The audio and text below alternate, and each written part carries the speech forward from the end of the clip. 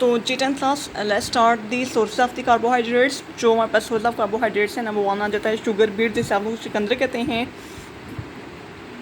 Sugar cane है, गन्ना वगैरह है, हनी शहद वगैरह है, चावल वगैरह है, खुबानी है, एप्रिकोट, मैंगो, आम वगैरह है, मेज़ मकई को कहते हैं, पोटैटोज़ वगैरह, इन सब में आपके पास कार्बोहाइड्रेट्स बहुत ही ज़्यादा पाए जाते हैं। इसके अलावा सीरियल्स वगैरह में भी कार्बोहाइड्रेट्स पाए जाते हैं। ठीक है, अब अगर इसके फंक्शंस देखे जाएँ कार्बोहाइड्रेट के, तो 10th class first of all कि ये जो कार्बोहाइड्रेट्स हैं this are most important for the brain function. Brain के फंक्शन के लिए बहुत ज़्यादा ये ज़रूरी हैं।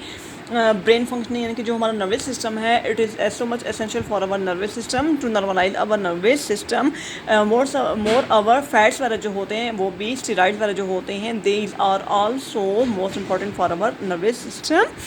नंबर 2 आ जाता है जी आपके पास प्रोवाइड एनर्जी। ये जो कार्बोहाइड्रेट्स होते हैं ये हमें एनर्जी प्रोवाइड करते हैं, हमारी एनर्जी को स्टोर भी करते हैं, मैक्रो मॉलिक्यूल्स को बिल्ड करते हैं हमारी बॉडी के अंदर, लार्जर मॉलिक्यूल्स को बिल्ड करते हैं। ठीक है, इसके अलावा प्रोटीन की स्पेयरिंग में पार्टिसिपेट करते हैं, स्पेयर प्रोटीन करते हैं। स्पेयर प्रोटीन का मतलब क्या होता है कि जो हमारी बॉडी है वो एनर्जी को डिराइव कर रही होती है किसी और सोर्स से, यानी कि उसमें प्रोटीन को इस्तेमाल नहीं करती बॉडी। ठीक है, स्पेयर प्रोटीन का मीनिंग क्या होता है चांस, जिसमें ये ऐसा फंक्शनिंग, ऐसा प्रोसेस होता है, ऐसा फंक्शन होता है जिसमें हमारी जो बॉडी है वो एनर्जी को डिराइव कर रहा होता है, लेकिन किसी और सोर्स से, ना कि प्रोटीन से।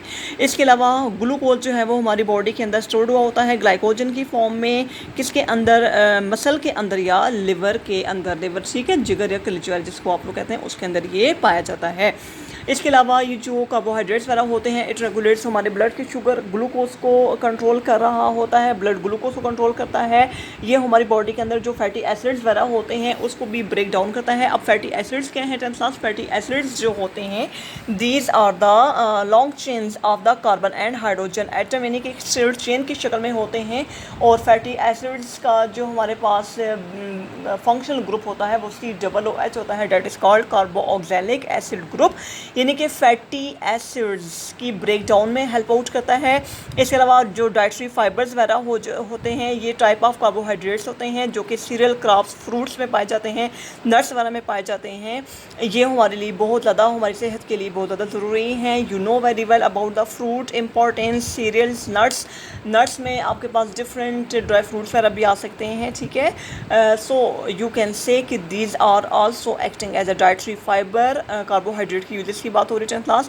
इसके अलावा हम इनको टेक्सटाइल इंडस्ट्री यानी कि जो कपड़े की सनत है उसमें इस्तेमाल कर रहे हैं क्लॉथ्स वगैरह बनाने के लिए, स्पेशली कॉटन के जो क्लॉथ्स वगैरह हैं। Cotton is also a carbohydrate. ठीक है, सेलुलोज जो है, cellulose is the best example of the polysaccharide. 10th class keep it in mind, अमूमन ये MCQs में आता है कि व्हाट इज़ सेलुलोज, से सेलुलोज किसकी टाइप है, तो याद रखें सेलुलोज पॉलीसेकेराइड की टाइप है। और पेपर की इंडस्ट्री वाले सेलुलोज को इस्तेमाल करते हैं पेपर बनाने के लिए। आप इसको पल्प, वुड पल्प भी कह सकते हैं। ठीक है, जो लकड़ी का छिलका वगैरह होता है, यानी कि पेपर की इंडस्ट्री वाले इस सेलुलोज को रॉ मटेरियल के तौर पे पेपर बनाने के लिए इस्तेमाल कर रहे हैं। अगर मेडिकल यूजेज इसके देखे जाएँ कार्बोहाइड्रेट से, तो 10th क्लास कॉन्स्टिपेशन जो बीमारी है, कब्ज़ जिसको आप लोग कहते हैं, जिसमें स्टूल पास नहीं हो रहा होता, उसके लिए डॉक्टर जो मेडिसिन रिकमेंड करते हैं तो वो कार्बोहाइड्रेट से बनी होती हैं। जो डायरिया वगैरह हो जाता है, डायरिया मीन स्टूल का लूज़ हो जाना। ठीक है, कॉन्स्टिपेशन और डायरिया टू अपोजिट आपके पास बीमारियां हैं। कॉन्स्टिपेशन में स्टूल जो है वो रिलीज़ नहीं हो रहा होता, बॉडी से एक्सपेल नहीं हो रहा होता बॉडी से, जबकि डायरिया में जो स्टूल होता है वो फ्रीक्वेंटली वाटरी फॉर्म में बॉडी से एक्सपेल हो रहा होता है। तो इन दोनों बीमारियों को कंट्रोल करने के लिए डॉक्टर्स से जो है कार्बोहाइड्रेट से बनी मेडिसिन रिकमेंड करते हैं। बेस्ट एग्जांपल आपके पास अस्पागोल वगैरह हैं। ठीक है, और इसके अलावा इंटॉक्स की जो टैबलेट्स वगैरह होती हैं जो लूज़ मोशन या डायरिया वगैरह को कंट्रोल करने के लिए डॉक्टर्स देते हैं।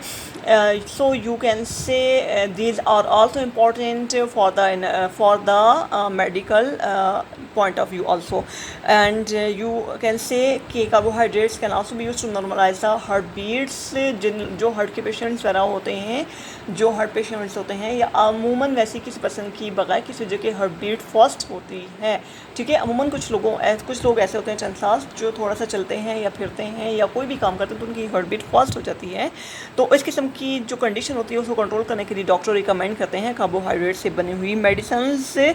और कॉन्स्टिपेशन और डायरिया का मैंने आपको बता दिया कि कॉन्स्टिपेशन और diarrhoea are controlled by the carbo carbohydrates से आपको पता होना चाहिए कि कॉन्स्टिपेशन क्या है और डायरिया क्या है, ठीक है। कंट्रोल्ड बाय द कार्बोहाइड्रेट्स, आप कार्बोहाइड्रेट्स के ज़रिए इसको कंट्रोल कर सकते हैं, ठीक है, इन दोनों बीमारियों को कंट्रोल कर सकते हैं। सो 10th class, these are the different uses of the carbohydrates and uses sources of carbohydrates आप लोगों को मैंने बताए हैं। होप सो कि आप लोगों को टॉपिक समझ आ गया होगा 10th क्लास। अगर फिर भी कोई प्रॉब्लम है तो you may ask from me. याद रखें फैटी एसिड्स की ब्रेकडाउन में हेल्प आउट करते हैं कार्बोहाइड्रेट्स। फैटी एसिड्स क्या होते हैं? ये कार्बन और हाइड्रोजन के कंपाउंड्स होते हैं, लॉन्ग चेन में फॉर्म में होते हैं। ये डाइटरी फाइबर भी जो हैं जो हम लोग खाते हैं, जैसे कि नट्स वगैरह खाते हैं, सीरियल्स फसलों को कहते हैं, और फ्रूट्स जो खाते हैं, ये हमारे लिए बहुत ज़्यादा ज़रूरी हैं। इसके अलावा टेक्सटाइल इंडस्ट्री वाले कार्बोहाइड्रेट को कॉटन की फॉर्म में क्लॉथ्स वगैरह बनाने के लिए इस्तेमाल करते हैं। पेपर इंडस्ट्री वाले सेलुलोज को इस्तेमाल कर रहे हैं। सेलुलोज क्या है? सेलुलोज भी कार्बोहाइड्रेट की टाइप है। So these are the different uses of the carbohydrates. फिर आ जाता है कॉन्स्टिपेशन एंड डायरिया। कॉन्स्टिपेशन कब्ज़ को कहते हैं। डायरिया जो होता है वो वाटरी स्टूल जो होता है। कॉन्स्टिपेशन में स्टूल एक्सपेल नहीं होता बॉडी से, और डायरिया में एक्सपेल होता है, लेकिन फ्रिक्वेंटली होता है। So both are these control by the carbohydrates, ठीक है। तो 10th क्लास होप सो कि टॉपिक समझ आ गया होगा। Take care, good bye, thank you.